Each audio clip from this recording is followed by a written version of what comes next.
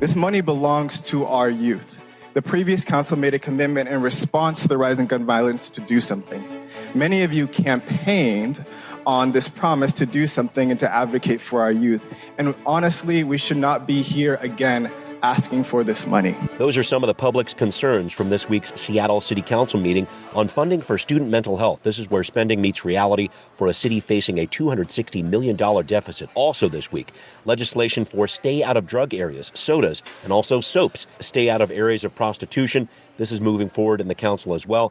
Plus, think about it. How much of all this stuff is the council going to actually be able to pass into law with a summer break on its way, the annual budget process right around the corner? Well, we are discussing this and a whole lot more, plus a look at what our patrons are asking too on Seattle News, Views, and Brews this week, your coffee break political podcast. I'm Brian Callanan. I'm a host on Seattle Channel. The views expressed here are mine, and I am joined by my co-host, David Croman, who is the City Hall reporter for the Seattle Times. And David, it was a pretty crowded week in City Council this week here in the middle of August, right before their break on August 19th. Maybe some of the most crowded I've seen it in some time. Yeah, yesterday was basically one long meeting from beginning to end, and on subjects that really brought out the crowds. It was about as crowded as I've seen it so far this year, and a lot of passions, so to speak. So I don't know, I think this City Council's honeymoon may finally be over. Yeah, and I know they're going to hear more of this during the real, quote-unquote, real budget talks that happen this fall. So we'll see what happens there. Thank you, David, as always. Thanks to City Grind Espresso, the background noise sponsor for the audio podcast on the first floor of City Hall. A special thanks to our show patrons. We will be discussing a patron's question on the show today. Hope you enjoyed your Patron's First podcast last week as well. That's one of several perks for becoming a patron. Check it out on Patreon. It's Seattle News, Views, and Brews. Thanks also to Converge Media. The video version of the podcast airs on Converge Wednesday nights at 7. All right, let's get rolling with Right Here, Right Now. Well, a big discussion for the Seattle City Council this week on youth mental health and how to fund it.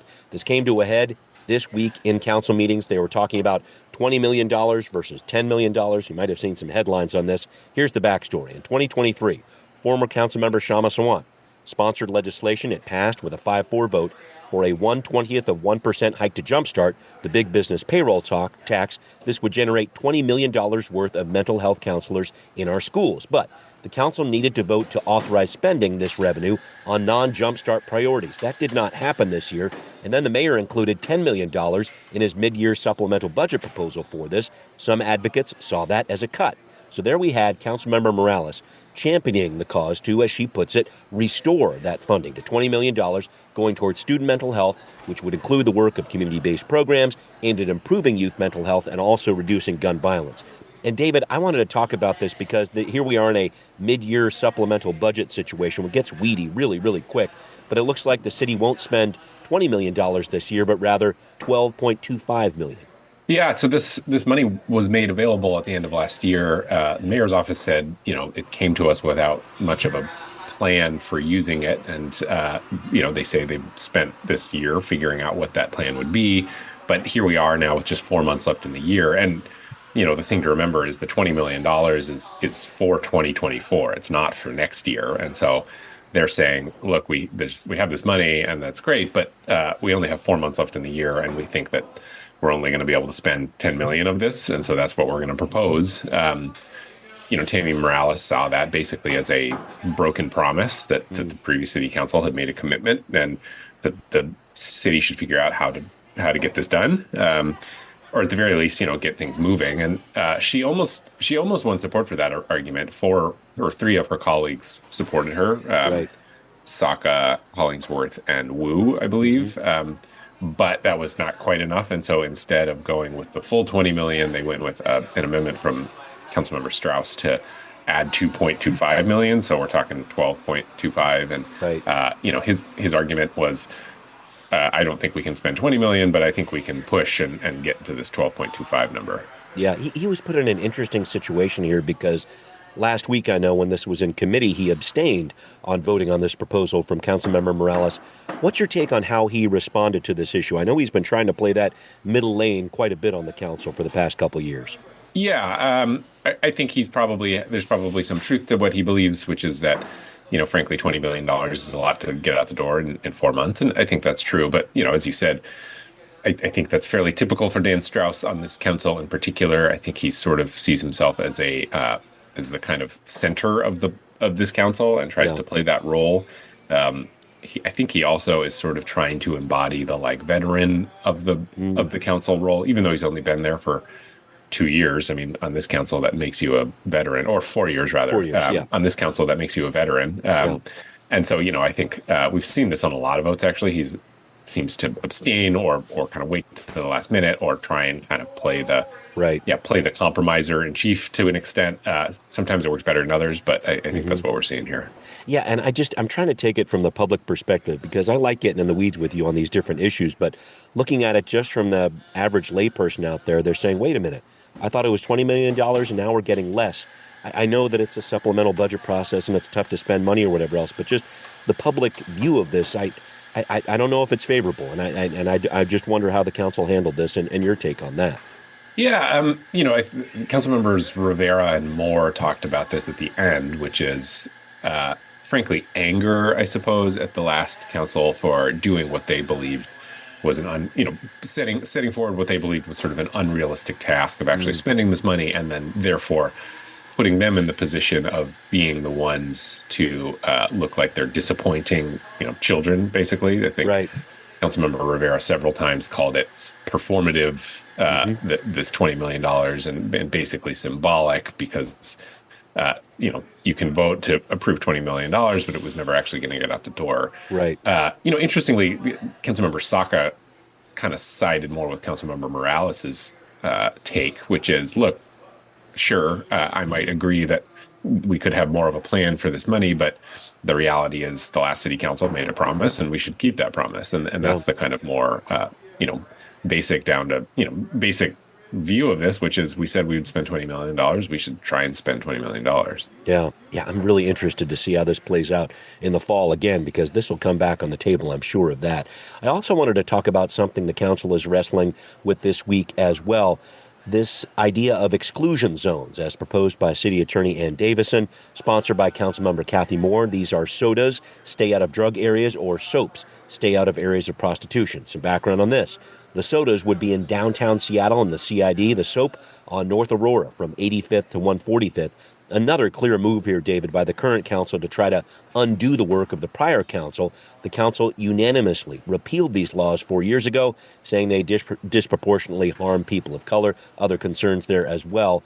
Now we're talking about violating a soda order as it stands right now with these proposed laws. For any drug crime there, that would be a gross misdemeanor, punishable by up to 364 days in jail, a $5,000 fine. Then you got the soaps with prostitution. The council is considering the creation of a new offense of promoting loitering for purposes of prostitution, another gross misdemeanor. Councilmember Moore says this will target sex traffickers, pimps, and buyers in the sex trade and will encourage diversion, not arrest, for sex workers. But, David, I just heard a very split group of public comments in Tuesday's committee meeting on this, especially about the soap measure. Sex workers saying, hey, we're feeling targeted here, and then neighbors saying we need some law in place to try to deal with this situation and deal with the violence around it. Where do you see the council going on this issue? Yeah, I see them approving these. There seems to be pretty broad support, and I see them doing it fairly quickly because they'll have to, because the time is running out for legislation like this. I think what stands out to me about this is these are strategies that are not new. They have been tried, right? I mean, in Seattle, but more immediately in neighboring jurisdictions. As was talked about a lot yesterday, Shoreline has a stay out of prostitution area. I don't exactly know what that acronym is, but stay out of areas of prostitution. SOAP. Stay out of areas of prostitution. And so, I think we can say this about a lot of things on the city council, which is the previous councils were interested in trying new approaches to solving problems, be that labor or renter or public safety problems. And this council is basically saying, we don't think any of those worked. We're going to try strategies that have been tried before. And so, take that for what you will. I think for a lot of people, that's a breath of fresh air. Other people see that as a return to an era where, basically you're cycling people through jail for not a lot of benefit. I think for some of on some level, particularly with folks who live on Aurora, I think there's there's real and genuine kind of consternation about what's Sure. happening up there. Clearly, a lot of shooting incidents. The question is whether this particular strategy is going to make any difference in that. Right. Is it actually going to reduce gun violence? I heard that a few different times. Right. And I think the jury's out on that. I don't know the answer to that. Yeah. We'll have to see how this plays out. I know Councilmember Moore is really pushing for this. And as you say, the clock is really ticking for this group because budgetary discussions start on September 24th.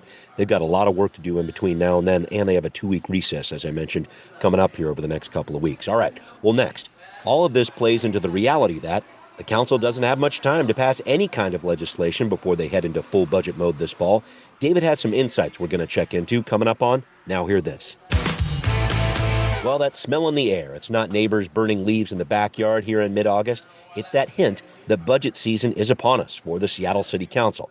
As I mentioned, it starts on September 24th, which might seem like a little ways off, but remember, during that time, there are no committee meetings and any talk about passing new legislation simply isn't happening. So the clock is ticking to pass anything on the council here. And with that in mind, plus with a number of new members on the council trying to understand the process, Councilmember Strauss, the budget chair, started having discussions about the budget with the council back in April. Typically, budget work really only happens from from September to Thanksgiving. This year, with the work that we've already been doing and really starting right now in a public fashion, this is a complete change from how we've done it in the past. David, I brought up that clip, and I wanted to make mention of the quote you pulled from the head of Central Staff, Ben Noble, back in May. He said, "You have to the end of this month to let us know if you want to introduce new legislation this year."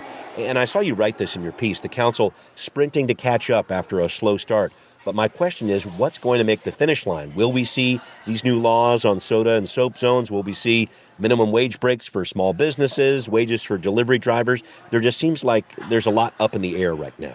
Yeah, not to mention, Council President Nelson seemed to forecast some legislation around landlord-tenant laws. Right. I think particularly around like bans on winter eviction. So that, which hasn't even been introduced yet.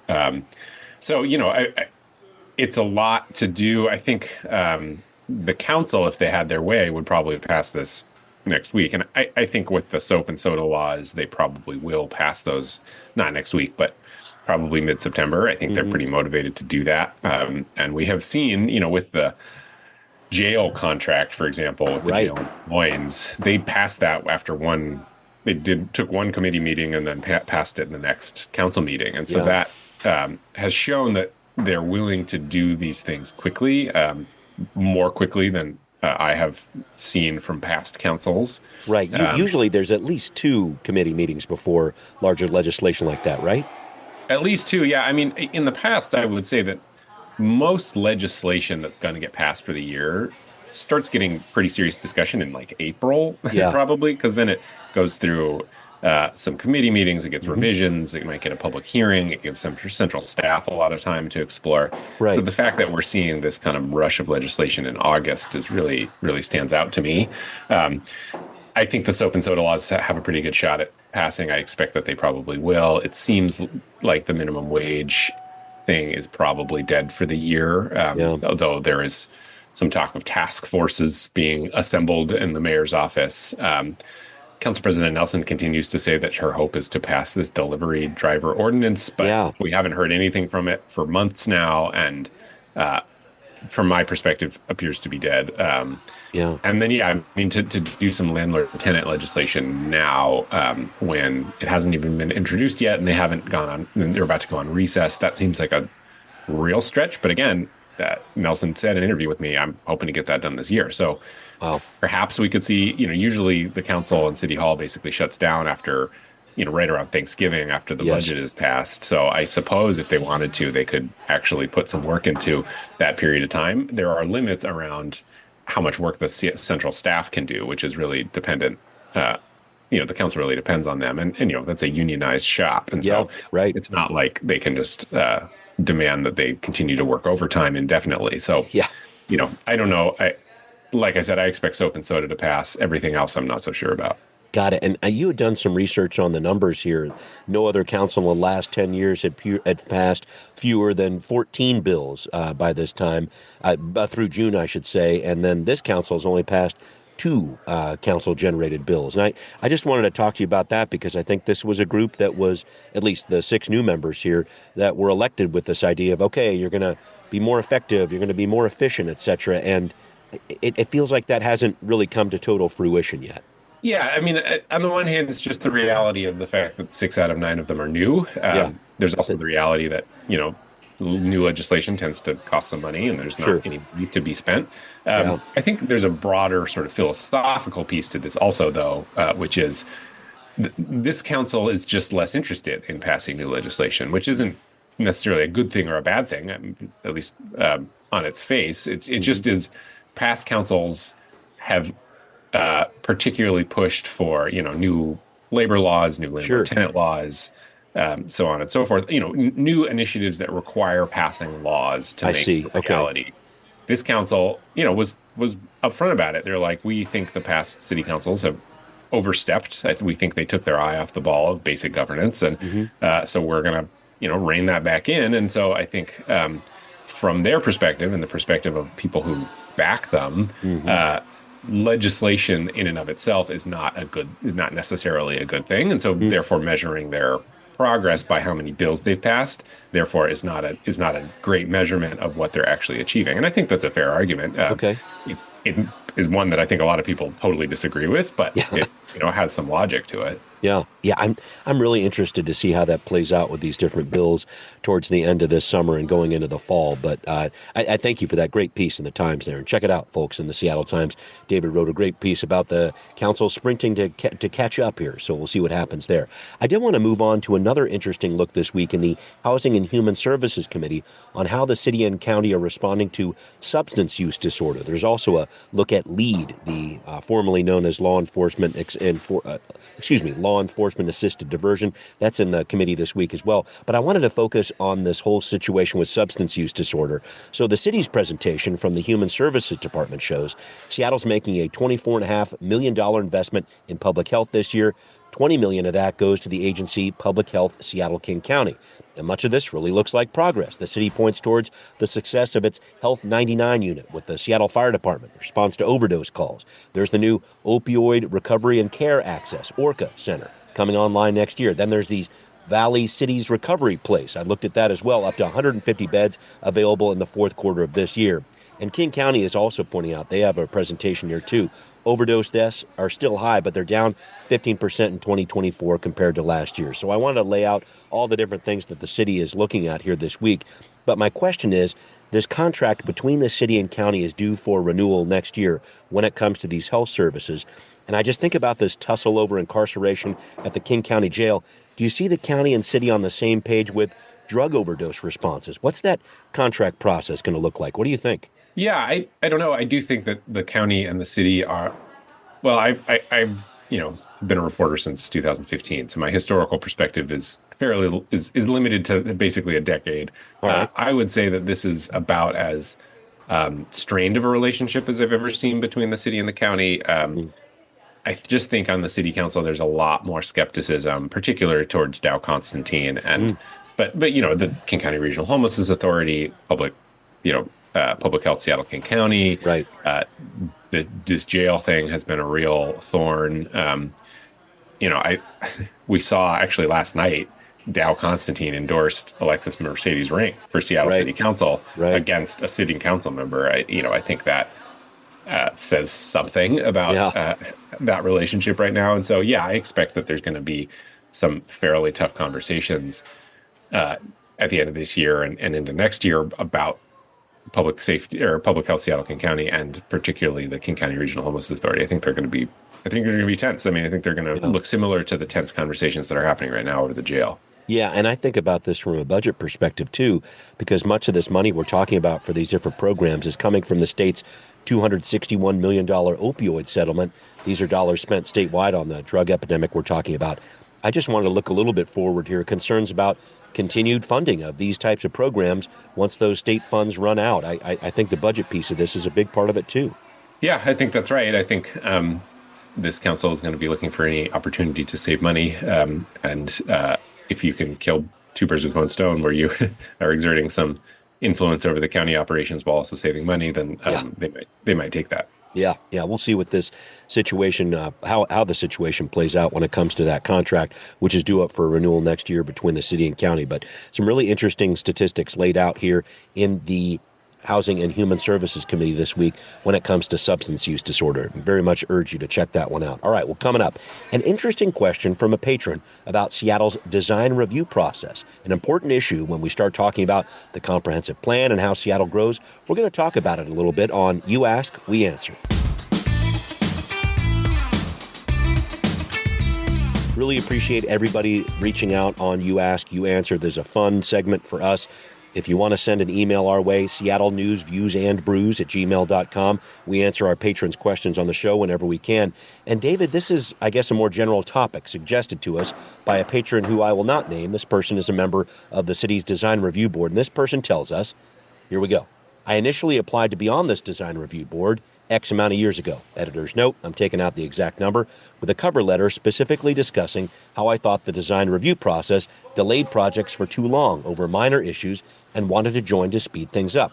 Curiously, the new city council seemed to like that approach, and I was appointed. Editor's note, I won't say exactly when. Our patron says this, I'm not against the idea of streamlining the bureaucracy that I'm now part of as a volunteer, but like with anything else, there's always the pluses and minuses. And I suspect a number of regular folks in the public may not like that they'll potentially lose an opportunity to have public input to a neutral board and be heard by architects of new big projects in major areas of the city. I find it interesting how the city is trying their best to slowly unwind the public input process. Thank you very much to our patron for sending in this topic here. It's a juicy one, David. Talk to me about this idea of streamlining design review in the city. This has been in the works for a couple of years here. I'd say even before this new council was in place. Is this an unwinding of the public input process, or how do you look at this? Yeah, that's interesting. It's not an issue I've been following very closely, so I don't want to overstate my expertise here. I do know that among some folks, there's frustration about just the general pace of how housing gets built, and I think focus lands particularly on design review because it's not like we're talking about safety necessarily or even complying with zoning rules. We're talking about sort of stylistic choices, and I think that feels to a lot of people fairly subjective, and therefore raises questions about, who are we appointing to be the arbiters of what Seattle should or shouldn't look like? Right. It's got, I can understand why there's some questions about it. As far as the public input process, who do we mean when we say public input? How many people are taking the opportunity at design review board to express their input? I think local government is not great at listening to a representative sample of the community. I think there's tendencies for people who have sort of anointed themselves as, the torchbearers of a certain issue, and they're very proactive, and they're very good at being at city government. And you'll hear them at all the different meetings, right? Yeah, and I think those folks are skilled at, having their voices sort of disproportionately represent some viewpoint in Seattle. And, I do think that there are real effects of that. And we see it up and down, West Coast in particular, that, when lawsuits or certain environmental laws are used to slow down development, even though a lot of people, when you look at polling, most folks in Seattle support new housing and more density. But I just think the way city government is set up, it tends to lean towards a more conservative approach, C conservative approach toward development. And I think for a lot of folks, design review is not the only place where that occurs, but perhaps the epitome of that. Right. Is it one of these things, though, just looking at how design review, and I know a lot of cities are wrestling with this. This isn't just Seattle, and all these different cities have these different design review boards. Is this something, it feels like, and we've talked about this before, David, this is one of those things that Seattle can change. when we talk about the processes to get things going here, what can Seattle actually change? They're restricted by a number of different state laws, but when it comes to design review, maybe there are some ways to streamline that. I guess, is this a way to potentially speed up growth in Seattle to try to streamline that process? That's one of the potential bottom lines here, if indeed there's less public input for design review. Yeah, I think that's probably right, because when you think about, SEPA environmental review, that's a state thing. Yep. Whereas, design review, I think design review and permitting are areas where the city could probably do a better job at moving things quickly. I don't know if this is still true, but for a while, like utility hookups were super slow. Right. That caused a problem, and that's something the city could work on. So it's not all state level, but I certainly think that design review probably fits into the category of something that the city has some control over. Yeah, we'll see how this one goes. And I really thank the patron who sent this topic our way, because we're going to see this play out as we work through the comprehensive plan at the end of this year and the start of next year as well. So appreciate that. I'd be interested in talking to that patron. I'm curious. Yeah. Let me see. I'll see what I can do, my man. We'll look you up on that one for sure. But David, it is time to start wrapping up the show here. And I just wanted to ask, with the Olympic flame now doused and looking forward to 2028 in Los Angeles, how excited are you that baseball is coming back as an Olympic sport? Just wanted to throw that out there. Oh, is it officially? Is that baseball and softball are on the ticket, along with lacrosse sixes. I don't know if you're a fan. Flag football, T20 cricket, as it's called, and squash. So there's a pretty good sampling there. But baseball was the one that I thought you'd be all over. Yeah, that's interesting. I think I will like it if major leaguers are allowed to play, because you watch the World Baseball Classic, and that's such a fun thing to watch, because baseball in the United States is so diverse. It's fun to see all these players actually go and play for their country. So I was never interested in it before, when it was just minor leaguers playing in the Olympics. But if pro, the big leaguers are allowed to play, then I think that could be cool. I have to regale you. In 1984, I remember I grew up in Los Angeles area, and so went to a number of those games as a kid. And there I was watching Mark McGuire, Will Clark, and a few other guys hitting them around. And I don't know if the USA beating Egypt was any real indication of how the sport should go, but it is interesting to bring it back and to see how it kind of ebbs and flows. Some years it's in, and some years it's out. Why is it? Why can't they keep it around as an Olympic sport? What do you think? Yeah, I don't know. It might have something to do with that these are pros. Although that doesn't seem to stop basketball from being there. So no one in Europe plays it, I guess. Maybe that's it. Yeah, like I said, I'm just not that. I'm not that interested. I like when the Olympics represent the sort of pinnacle of a particular sport, and so I think when you're putting minor leaguers in there, it's not really that, so it doesn't interest me that much. But if it looked more like the World Baseball Classic, where you've got Shohei Ohtani versus Mike Trout in the final or whatever, that's great. I think that would be fun. Yeah, well, we'll see what happens there. But David, thank you as always for continuing our updates on Olympic news and everything else here on Seattle News, Views and Brews, the podcast where you can always find out what's brewing in local politics. Thanks again to patrons who support this show. Can't do it without you. If you like what you're hearing, find this podcast on Patreon, Seattle News, Views and Brews. You can hear us on Apple, Spotify, wherever you listen. Thank you very much for tuning in. Thanks also for watching on Converge Media. We'll see you next time. Seattle News, Views, and Brews is an independent production of Callanan Media Services. Copyright 2024.